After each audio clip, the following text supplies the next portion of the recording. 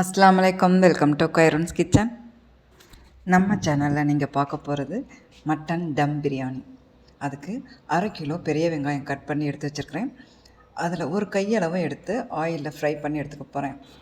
அடுத்து பிரியாணிக்கு மசாலா எடுத்து வச்சுருக்கிறேன். வறுத்து எடுத்து பவுட்ரு பண்ணுறதுக்காக அன்னாச்சி பூ, ஜாதிபத்திரி, பட்டை, ஜீரகம், சோம்பு, மல்லி, கிராம்பு, ஏலக்காய், கருப்பு ஏலக்காய் ஒன்று, இதோட மிளகும் சேர்த்துக்க போகிறேன். சேர்த்துட்டு 10 செகண்ட் போல் வறுத்து பவுட்ரு பண்ணி எடுத்து வச்சுக்க போகிறேன். பொதுவாகவே நான்வெஜ்ஜுக்கு மசாலாவை வறுத்து பவுட்ரு பண்ணோம் அப்படின்னா அதோட அரோமா வேறு லெவலில் இருக்கும் இல்லைங்களா.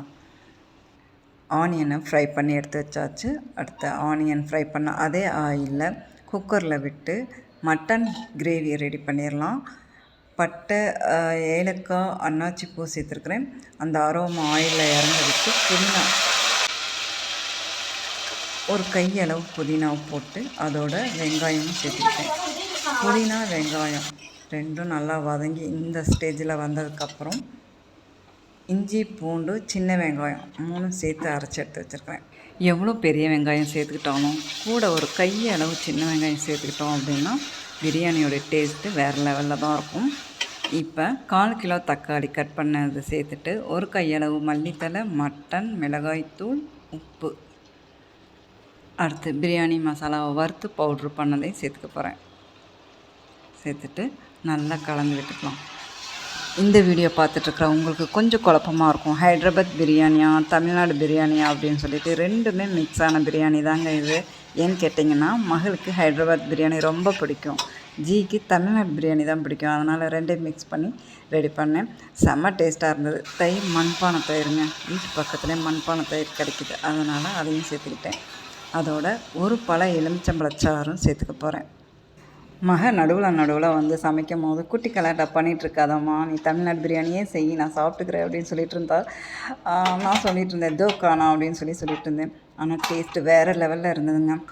அடுத்து பிரியாணிக்கு பாஸ்மதி ரைஸ் குக் பண்ணுறக்காக வாட்டரில் அன்னாச்சிப்பூ, பட்டை, கிராம்பு, மல்லித்தலை, புதினாத்தலை, உப்பு, எலுமிச்சம்பழம் இதெல்லாமே சேர்த்து ஒரு கொதி வரணுங்க. அந்த அரோமா வர விட்டு வாஷ் பண்ணி வச்சுருக்கிற பாஸ்மதி ரைஸை சேர்த்துக்க போகிறேன். தோக்கானா அப்படின்னு நான் சொன்னதுக்கு காரணம் என்னென்னா, நாங்கள் இருக்கிற இடத்துல சிக்கன், மட்டன் ரெண்டுமே போட்டு பிரியாணி செய்வாங்க. அதுக்கு பேர் தோக்கானான்னு சொல்லுவாங்க. நான் வந்து 2 ஸ்டேட் மசாலாவையும் கொடுத்து தோக்கானான்னு சொல்லிகிட்டு இருந்தேன். ஏம்மா குட்டி கலாட்டா பண்ணிகிட்ருக்குற அப்படின்னு சொல்லி டென்ஷனாக இருந்தாள். ஆனால் சாப்பிட்டு அவள் ஃபேஸை பார்க்கும்போது, சாப்பிடும்போது ஃபேஸை பார்த்தேன், சூப்பர்மா அப்படின்னா வருங்க. அப்போ தான் என் மனசு நிம்மதி அடைஞ்சிச்சு. எனக்குமே பயமாக இருந்தது, எப்படி அமைய போதோ என்னமோ அப்படின்ட்டு. ஆனால் டேஸ்ட்டு வேறு லெவலாக இருந்தது. மட்டன் கிரேவி ரெடி ஆயிடுச்சு பிரியாணிக்கு. அடுத்து ரைஸும் குக் ஆயிடுச்சு. 3/4 பாகம் வேக வச்சதுக்கப்புறம் இந்த பாட்டோட லிட்டு எனக்கு ரொம்ப வசதியாக இருக்குதுங்க வடித்து எடுக்கிறதுக்கு. அடுத்து பிரியாணி பாட்டில் மட்டன் கிரேவி சேர்த்துட்டு வடித்த பாஸ்மதி ரைஸையும் சேர்த்துக்க போகிறேன்.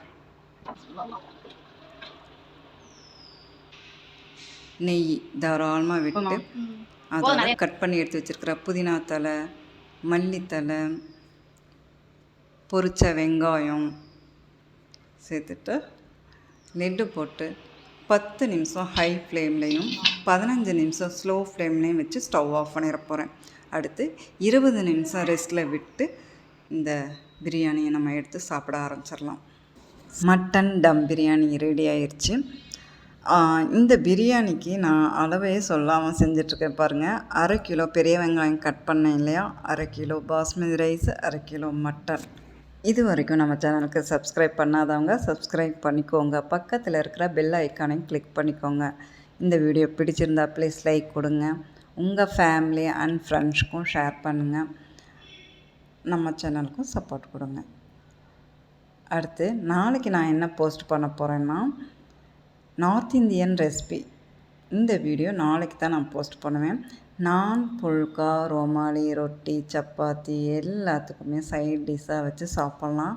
ரொம்ப டேஸ்ட்டாக இருக்கும்.